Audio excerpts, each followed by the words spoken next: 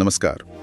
आज हम एक ऐसी भारतीय टेक कंपनी की कहानी में गहराई से उतर रहे हैं जो आजकल काफी चर्चा में है, ज़ोहो। ज़ोहो, हाँ। हाल ही में भारत के आईटी मंत्री अश्विनी वैष्णव ने एक कह सकते हैं बड़ा ऐलान किया। हाँ, मैंने सुना कि उनका मंत्रालय अब माइक्रोसॉफ्ट और गूगल जैसे जो बड़े विदेशी नाम हैं, उनका सॉफ्टवेयर छोड़ेगा। अच्छा। और पूरी तरह से मेड इन इंडिया ज़ोहो के प्लेटफॉर्म को अपनाएगा। ये तो वाकई बड़ी खबर है। हाँ, और ये घोषणा ऐसे समय में आई है जब आत्मनिर्भर भारत और स्वदेशी आंदोलन 2.0 जैसी बातें मतलब काफी जोरों पर हैं। बिल्कुल। तो सवाल ये उठता है कि क्या एक भारतीय कंपनी वाकई में माइक्रोसॉफ्ट और गूगल जैसी कंपनियों को टक्कर दे सकती है, जिनका दबदबा सालों से है? ये एक बहुत बड़ा सवाल है। आज हम कुछ YouTube विश्लेषणों और जो भी जानकारी उपलब्ध है उसके आधार पर इसी सवाल की तह तक जाने की कोशिश करेंगे कि ये ज़ोहो आखिर है क्या करती है, इसकी ताकत क्या है और इस बदलाव के पीछे मतलब असल वजह क्या है, क्या मायने हैं इसके। बिल्कुल। और जैसा आपने कहा, ये सिर्फ एक मंत्रालय के सॉफ्टवेयर बदलने की बात नहीं है। विश्लेषण भी यही इशारा करते हैं। अच्छा। हाँ, इसके पीछे कई परतें हैं। डेटा पर देश का नियंत्रण, मतलब डेटा संप्रभुता। ओके, डेटा संप्रभुता। राष्ट्रीय सुरक्षा की चिंताएं हैं, आर्थिक आत्मनिर्भरता का लक्ष्य है और टेक्नोलॉजी में भारत की जो बढ़ती महत्वाकांक्षाएं हैं, वो सब जुड़ा है इससे। तो आज हम इन्हीं स्रोतों से मिली जानकारी के आधार पर ज़ोहो की कहानी, उसकी क्षमताएं और सबसे जरूरी उसके सामने जो चुनौतियां हैं, उनका बारीकी से विश्लेषण करते हैं। चलिए शुरू करते हैं ज़ोहो के परिचय से। ये मतलब कोई रातों रात खड़ी हुई कंपनी तो है नहीं। जानकारी तो ये कहती है कि काफी पुरानी है। हाँ, बिल्कुल नहीं। ज़ोहो की शुरुआत तो 1996 में श्रीधर वेम्बू ने चेन्नई में की थी। 1996 मतलब लगभग 3 दशक, 30 साल पुरानी कंपनी। जी, और सबसे दिलचस्प बात जो आजकल बहुत कम सुनने को मिलती है, ये एक बूटस्ट्रैप्ड कंपनी है। बूटस्ट्रैप्ड मतलब कि इसने बाहरी निवेशकों से, वेंचर कैपिटलिस्ट से कोई फंडिंग नहीं ली। अरे वाह। अपने ही मुनाफे को वापस बिजनेस में लगाकर ये कंपनी आज इतनी बड़ी बनी है। ये तो कमाल है। आजकल तो बिना फंडिंग के यूनिकॉर्न बनना लगभग नामुमकिन सा लगता है। सही कहा। ये आजकल के स्टार्टअप माहौल में काफी अनोखी बात है। और इसका स्केल कितना बड़ा है फिर, अगर फंडिंग नहीं ली तो? आंकड़े तो काफी प्रभावशाली हैं। हुरून लिस्ट के हिसाब से इसकी वैल्यूएशन करीब 1 लाख करोड़ आंकी गई है। 1 लाख करोड़, लगभग $12 बिलियन। हाँ, करीब $12 बिलियन। और ये काफी चुपचाप काम करती है, मतलब ज्यादा शोर शराबा, बड़े विज्ञापन कैंपेन नहीं दिखते इनके। लेकिन आज दुनिया भर में इसके 10 करोड़ से ज्यादा उपयोगकर्ता है। कुछ जगह तो 13 करोड़ का भी जिक्र है। 10 से 13 करोड़ यूजर्स। जी, और करीब 18,000 से ज्यादा कर्मचारी हैं। और ये सब, जैसा मैंने कहा, बिना किसी बाहरी फंडिंग या दबाव के। ये अपने आप में एक मतलब केस स्टडी है। बिल्कुल। वाकई $12 बिलियन बिना बाहरी फंडिंग के, ये आंकड़ा तो चौंकाता है। सूत्रों में क्या इसका कोई अंदाजा है कि उन्होंने ये किया कैसे? क्या उनका बिजनेस मॉडल इतना अलग है? शायद उनका फोकस हमेशा से सस्टेनेबल ग्रोथ पर रहा है, मतलब एकदम आक्रामक विस्तार के बजाय धीरे धीरे मजबूती से बढ़ना। प्रॉफिट पे फोकस करके। हाँ, प्रॉफिट पे फोकस करके, उसे री इन्वेस्ट करके। और श्रीधर वेम्बू की अपनी कहानी भी, वो भी काफी चर्चा में रहती है। हाँ, उनकी कहानी तो काफी प्रेरणादायक लगती है। बिल्कुल, वो स्वदेशी उद्यमशीलता का एक प्रतीक बन गए हैं। IIT मद्रास से पढ़ाई, फिर अमेरिका में प्रिंसटन से PhD, अच्छी खासी नौकरी, लेकिन फिर सब छोड़कर भारत वापस आना और यहाँ कंपनी शुरू करना। और वो भी सिर्फ चेन्नई जैसे बड़े शहर में नहीं, बल्कि तमिलनाडु के एक छोटे से जिले तेनकाशी में। हाँ, तेनकाशी में अपना बड़ा ऑफिस बनाना या उनकी एक अलग सोच को दिखाता है। उनका मानना है कि टैलेंट से बड़े शहरों में नहीं होता। हाँ, उनका वो ग्रामीण ऑफिस तो काफी खबरों में रहा है।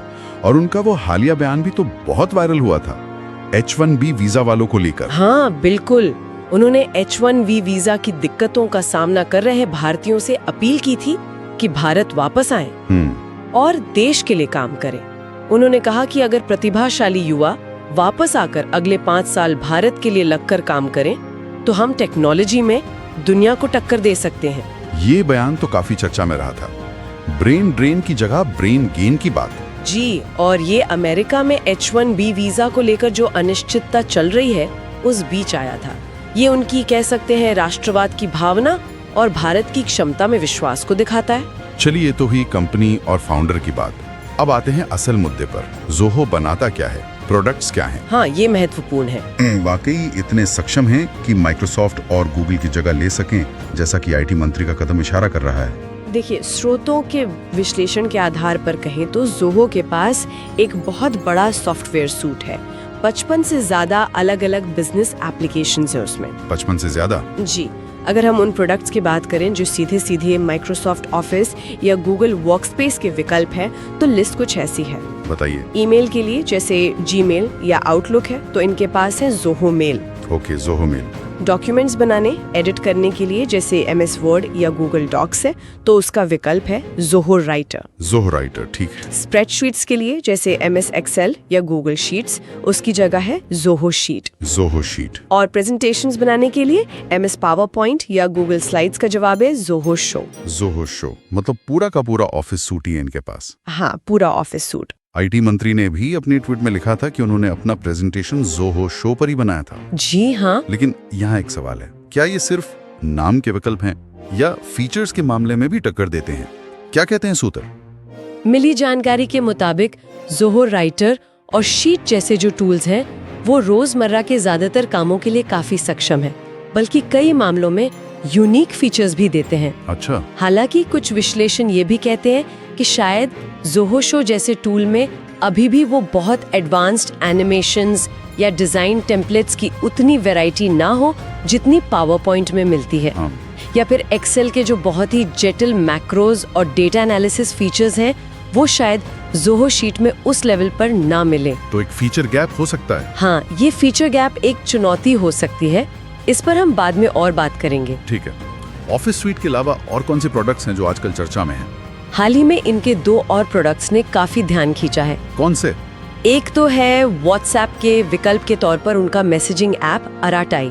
अराटाई? हाँ, तमिल में इसका मतलब होता है गपशप। अच्छा, गपशप ऐप। हाँ, और दूसरा है गूगल क्रोम के मुकाबले के लिए उनका ब्राउजर उला। उला ब्राउजर? जी, और उला को प्राइवेसी फर्स्ट ब्राउजर के तौर पर प्रमोट किया जा रहा है। प्राइवेसी फर्स्ट, ये तो आज के समय बहुत बड़ा मुद्दा है। मतलब इसमें विज्ञापन ब्लॉक करने और यूजर की ट्रैकिंग रोकने पर खास जोर दिया गया है।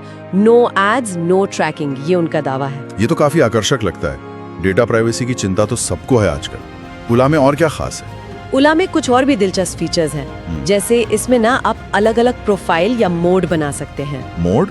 जैसे एक काम के लिए अलग मोड, पर्सनल इस्तेमाल के लिए अलग, बच्चों के लिए किड्स मोड और डेवलपर्स के लिए अलग डेवलपर मोड। हर मोड की अपनी सेटिंग्स, कुकीज, हिस्ट्री सब अलग रहता है, तो आपकी ब्राउजिंग मिक्स नहीं होती।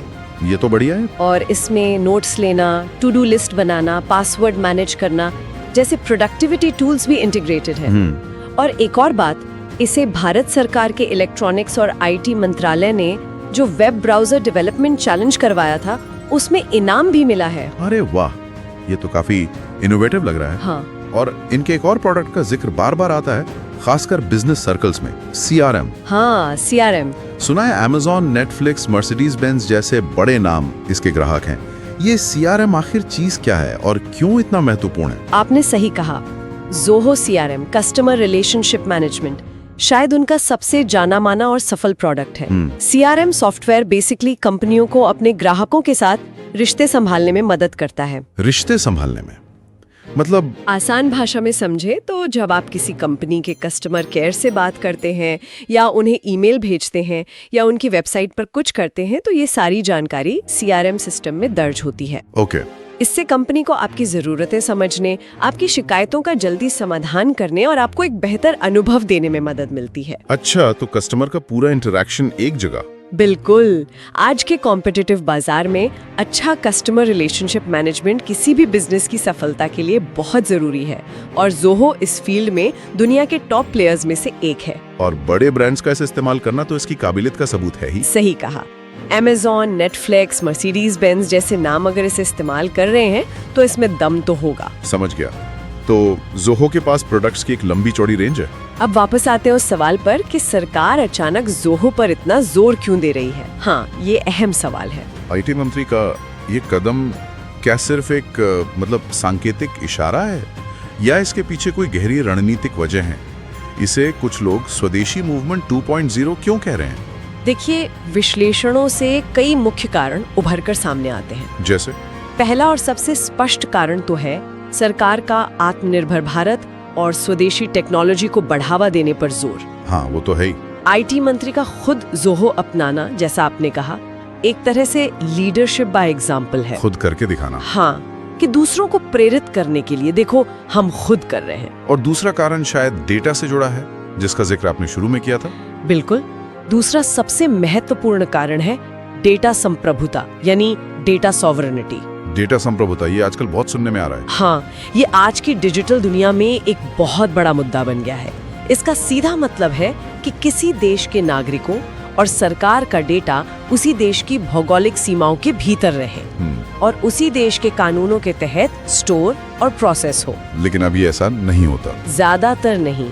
जब हम गूगल या माइक्रोसॉफ्ट जैसी विदेशी कंपनियों की क्लाउड सेवाएं इस्तेमाल करते हैं तो हमारा संवेदनशील डेटा, चाहे वो सरकारी हो या निजी, अक्सर अमेरिका या यूरोप में उनके सर्वर पर चला जाता है। अच्छा। इससे हमारी निजता और राष्ट्रीय सुरक्षा दोनों को लेकर चिंताएं पैदा होती हैं कि हमारा डेटा किसके हाथ में है, कौन उसे देख सकता है। तो जोहो अपनाने से ये डेटा भारत में ही रहेगा। हाँ, यही जोहो का दावा है और ये एक बड़ा प्लस पॉइंट है।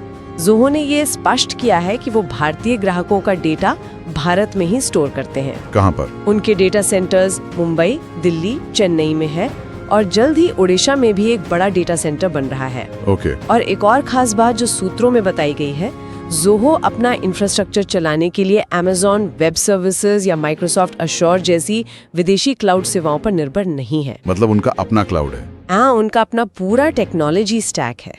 ये डेटा संप्रभुता के नजरिए से एक बहुत बड़ा कदम है। ये वाकई महत्वपूर्ण है, खासकर सरकारी डेटा के लिए तो बहुत ही ज्यादा। बिल्कुल।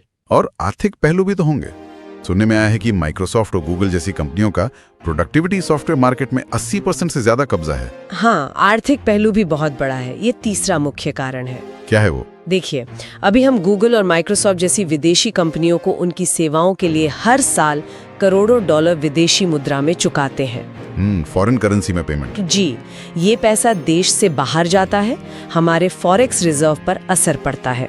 अगर हम जोहो जैसे स्वदेशी विकल्प अपनाते हैं तो ये सारा पैसा देश में ही रहेगा। सही बात है। इससे न सिर्फ विदेशी मुद्रा भंडार बचेगा, बल्कि भारत की अपनी SaaS इंडस्ट्री यानी software as a service industry, वो भी मजबूत होगी। नई नौकरियां भी बनेंगी। हाँ, नई नौकरियां पैदा होंगी।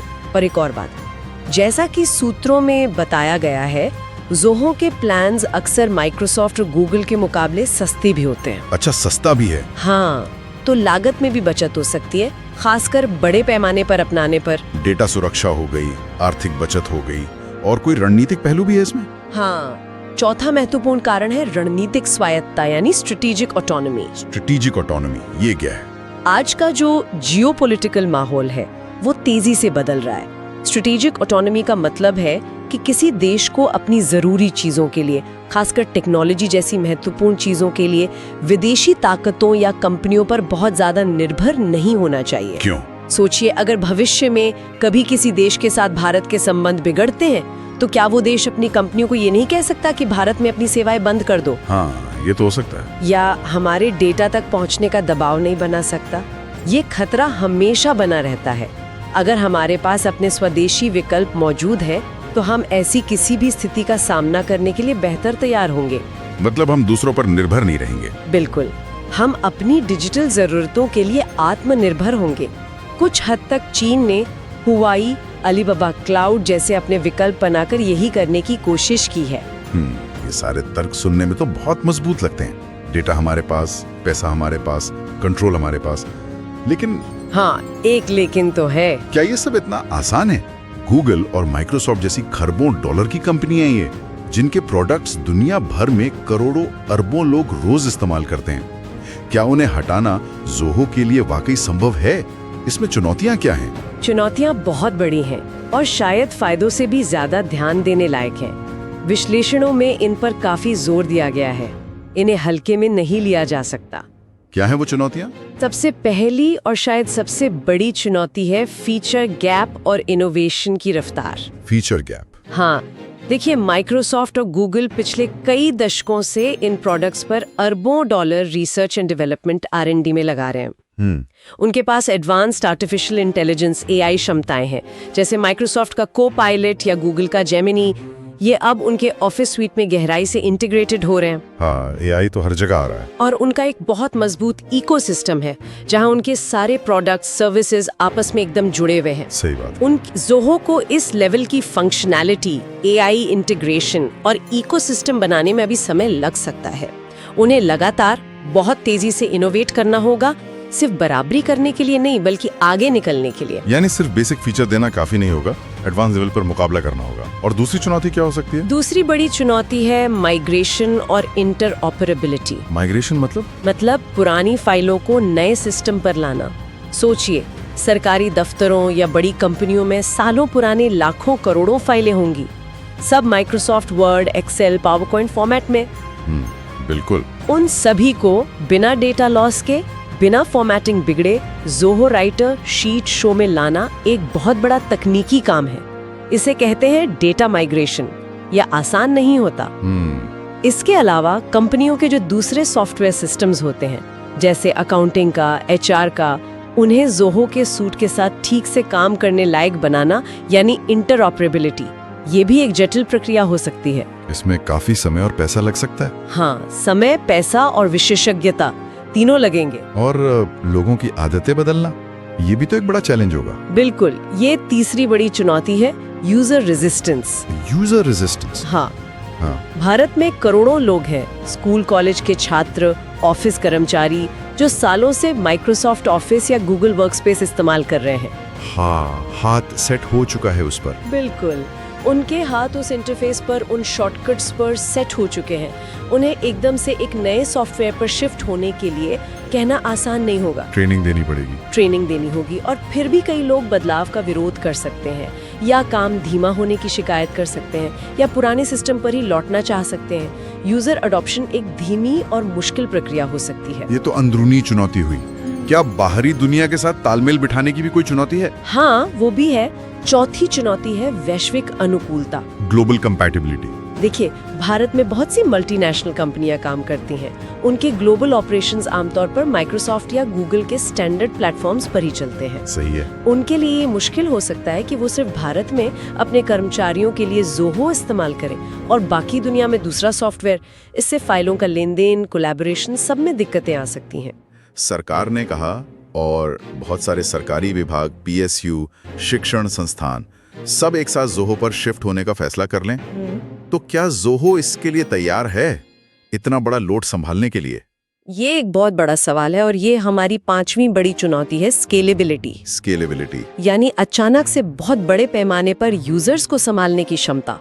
अगर लाखों सरकारी कर्मचारी, पीएसयू कर्मचारी, छात्र सब एक साथ ज़ोहो के सिस्टम पर लॉगिन करते हैं, फाइलें बनाते हैं, शेयर करते हैं, तो क्या ज़ोहो का इंफ्रास्ट्रक्चर बिना धीमा पड़े, बिना क्रैश हुए इस लोड को संभाल पाएगा? उनके पास इस स्केल पर सर्विस देने का अनुभव है या नहीं, ये देखना होगा। एक छोटी सी भी तकनीकी गड़बड़ी बड़े पैमाने पर काम रोक सकती है। ये एक बहुत बड़ा रिस्क है। हाँ, ये तो है। और कुछ तकनीकी या बिजनेस मॉडल से जुड़ी चिंताएं भी बताई गई हैं सूत्रों में। हाँ, कुछ और बिंदु भी हैं जिन पर ध्यान देना होगा, जैसे उनका जो मैसेजिंग ऐप है अराटी। हाँ, गपशप ऐप। हाँ, उसके बारे में बताया गया कि उसमें वॉइस कॉल्स तो एंड टू एंड एन्क्रिप्टेड है, जो अच्छी बात है, लेकिन टेक्स्ट मैसेज एन्क्रिप्शन पर अभी काम चल रहा है। अच्छा, टेक्स्ट एन्क्रिप्टेड नहीं है अभी? पूरी तरह से नहीं, ऐसा सूत्रों का कहना है। प्राइवेसी के लिहाज से ये कमी है जिसे दूर करना होगा। इसी तरह उला ब्राउजर, अगर वो विज्ञापन नहीं दिखाएगा और ट्रैकिंग नहीं करेगा, तो उसका मोनेटाइजेशन मॉडल क्या होगा, वो पैसा कैसे कमाएगा? ये भी सोचने वाली बात है। बिना एक टिकाऊ रेवेन्यू मॉडल के कोई भी प्रोडक्ट लंबे समय तक कैसे चलेगा? ये कुछ पहलू हैं जिन पर और स्पष्टता की जरूरत है। ये चुनौतियां तो वाकई गंभीर लग रही हैं, और हमें ये भी याद रखना चाहिए कि भारत में पहले भी स्वदेशी विकल्पों को लाने की कोशिशें हुई हैं। हाँ, हुई है। जैसे ट्विटर के मुकाबले कू ऐप आया था, व्हाट्सएप के मुकाबले हाइक मैसेंजर था, लेकिन वो उस तरह की बड़ी सफलता हासिल नहीं कर पाई जिसकी उम्मीद थी। हाँ, ये एक महत्वपूर्ण सबक है। कू या हाइक जैसे उदाहरण ये दिखाते हैं कि सिर्फ मेड इन इंडिया का टैग होना या सरकारी समर्थन मिलना ही काफी नहीं होता। सही। प्रोडक्ट को लगातार बेहतर बनाना पड़ता है, यूजर की जरूरतों और आदतों को समझना पड़ता है, एक स्मूथ, आसान अनुभव देना पड़ता है और एक व्यावहारिक बिजनेस मॉडल बनाना पड़ता है। जोहो को इन पिछली कोशिशों से सीखना होगा और उन गलतियों से बचना होगा। तो इन सब बातों को ध्यान में रखते हुए क्या लगता है आपको, क्या आईटी मंत्रालय का ये कदम सिर्फ एक सांकेतिक या प्रतीकात्मक कदम बनकर रह जाएगा, या इसका वाकई कोई बड़ा और स्थायी प्रभाव पड़ेगा? क्या हम सब निकट भविष्य में गूगल डॉक्स छोड़कर जोहो राइटर इस्तेमाल करते दिखेंगे? देखिए, शायद इतना बड़ा और तत्काल बदलाव संभव ना हो। जैसा कि विश्लेषणों में भी इशारा किया गया है, आईटी मंत्री का कदम अभी सिंबॉलिक ज्यादा लगता है। मतलब एक इरादा जाहिर करने जैसा। हाँ, एक इरादा जाहिर करने जैसा, एक शुरुआत करने जैसा। सभी सरकारी विभागों और आम जनता का एक साथ जोहो पर शिफ्ट हो जाना, जिसे मास माइग्रेशन कहते हैं, वो शायद निकट भविष्य में संभव नहीं है, क्योंकि चुनौतियां बहुत बड़ी हैं। हाँ, जो तकनीकी, व्यावहारिक और आदत से जुड़ी चुनौतियां हमने गिनाई, वे काफी बड़ी हैं और उन्हें हल करने में समय लगेगा। तो फिर इसका असर क्या होगा? कुछ तो होगा। असर जरूर होगा, लेकिन शायद धीरे धीरे और अलग तरीके से। ज्यादा संभावना इस बात की है कि भारत धीरे धीरे एक हाइब्रिड मॉडल की तरफ बढ़े। हाइब्रिड मॉडल मतलब मिला जुला? हाँ, मिला जुला, यानी कुछ कामों के लिए, खासकर जहां डेटा संप्रभुता ज्यादा महत्वपूर्ण है या जहां बहुत एडवांस्ड फीचर्स की जरूरत नहीं है, वहां जोहो या अन्य स्वदेशी विकल्पों का इस्तेमाल बढ़ाया जाए। लेकिन जहां ग्लोबल स्टैंडर्ड्स की जरूरत है या बहुत एडवांस्ड एआई फीचर्स चाहिए या मौजूदा इकोसिस्टम से गहरे इंटीग्रेशन की जरूरत है, वहां शायद माइक्रोसॉफ्ट और गूगल का इस्तेमाल जारी रहे। तो शुरुआत कहां से हो सकती है? शुरुआत सरकारी संस्थानों से, छोटे और मध्यम उद्यमों, एसएमईज से और शिक्षा क्षेत्र से हो सकती है, जहां बदलाव करना शायद थोड़ा आसान हो। लेकिन क्या इस कदम का कोई अप्रत्यक्ष असर भी पड़ेगा, जैसे गूगल और माइक्रोसॉफ्ट पर? क्या उन्हें कोई फर्क पड़ेगा? हाँ, बिल्कुल पड़ेगा। इसका एक बड़ा असर निश्चित रूप से गूगल और माइक्रोसॉफ्ट जैसी बड़ी टेक कंपनियों पर पड़ेगा। उन्हें अब भारत में डेटा सुरक्षा और डेटा लोकलाइजेशन को लेकर ज्यादा गंभीर होना पड़ेगा। दबाव बनेगा उन पर। भारत में और ज्यादा डेटा सेंटर स्थापित करने का दबाव बढ़ेगा। हो सकता है कि बढ़ती प्रतिस्पर्धा की उम्मीद में वे अपनी कीमतें भी कुछ कम करें भारत के लिए। अच्छा। और सबसे महत्वपूर्ण बात, ये कदम भारत की दूसरी सॉफ्टवेयर और सैस कंपनियों को भी प्रेरित करेगा। उन्हें एक सिग्नल मिलेगा। कैसा सिग्नल? कि अगर सरकार स्वदेशी प्रोडक्ट्स को प्राथमिकता दे रही है, तो उनके लिए भी यहाँ अवसर है। वो भी इनोवेट कर सकते हैं, आगे बढ़ सकते हैं। इससे पूरी भारतीय टेक इकोसिस्टम को एक बूस्ट मिल सकता है। और जैसा आपने शुरू में कहा था, ये भारत के टेक सॉवरेनिटी एजेंडा को मजबूती देता है, मतलब अपनी तकनीक पर अपना नियंत्रण। बिल्कुल। ये कदम दुनिया को ये संकेत देता है कि भारत अब सिर्फ टेक्नोलॉजी का एक बड़ा बाजार या सिर्फ एक उपभोक्ता ही नहीं बने रहना चाहता, बल्कि वो एक महत्वपूर्ण निर्माता और इनोवेटर भी बनना चाहता है। वो अपनी डिजिटल किस्मत को कुछ हद तक अपने हाथों में लेना चाहता है। तो कुल मिलाकर जोहो और सरकार के इस कदम की कहानी एक भारतीय कंपनी की महत्वाकांक्षा की कहानी है। आत्मनिर्भरता की तलाश है और वैश्विक तकनीकी व्यवस्था में अपनी जगह बनाने की एक कोशिश है। हाँ। एक तरफ स्वदेशी गौरव है, डेटा सुरक्षा का वादा है, आर्थिक लाभ और रणनीतिक स्वतंत्रता जैसे बड़े आकर्षण हैं। तो दूसरी तरफ गूगल और माइक्रोसॉफ्ट जैसे स्थापित वैश्विक दिग्गजों से मुकाबला करने की भारी भरकम व्यवहारिक और तकनीकी चुनौतियां खड़ी हैं। बिल्कुल सही कहा। ये एक दो-धारी तलवार की तरह है। ये देखना वाकई दिलचस्प होगा कि जोहो इन चुनौतियों से कैसे निपटता है। हाँ, क्या श्रीधर वेम्बू और उनकी टीम अपने प्रोडक्ट्स को इतनी तेजी से बेहतर बना पाते हैं कि वे यूजर्स की उम्मीदों पर खरे उतरें? क्या वे स्केलेबिलिटी और माइग्रेशन जैसी बाधाओं को पार कर पाते हैं? और क्या ये सरकारी पहल वास्तव में भारतीय तकनीकी परिदृश्य में एक स्थायी और सार्थक बदलाव ला पाती है, या ये सिर्फ एक अल्पकालिक उत्साह बनकर रह जाती है? जी, जोहो के सामने ये एक बड़ा अवसर भी है और कह सकते हैं एक अग्नि परीक्षा भी है। आज की इस गहन चर्चा के बाद एक विचार जो सोचने पर मजबूर करता है वो ये है, सॉफ्टवेयर बदलने या न बदलने के जो तात्कालिक सवाल हैं, उनसे परे अगर देखें तो ये पूरी कवायद वैश्विक डिजिटल व्यवस्था में भारत की बदलती भूमिका और उसकी बढ़ती तकनीकी स्वतंत्रता की आकांक्षाओं के बारे में क्या गहने संकेत दे रही है। हाँ, ये सोचने वाली बात है। क्या हम भविष्य में डिजिटल दुनिया में एक नए तरह के शक्ति संतुलन की शुरुआत देख रहे हैं, जहां भारत जैसे देश सिर्फ उपभोक्ता नहीं बल्कि नियम तय करने वाले भी बनना चाहते हैं?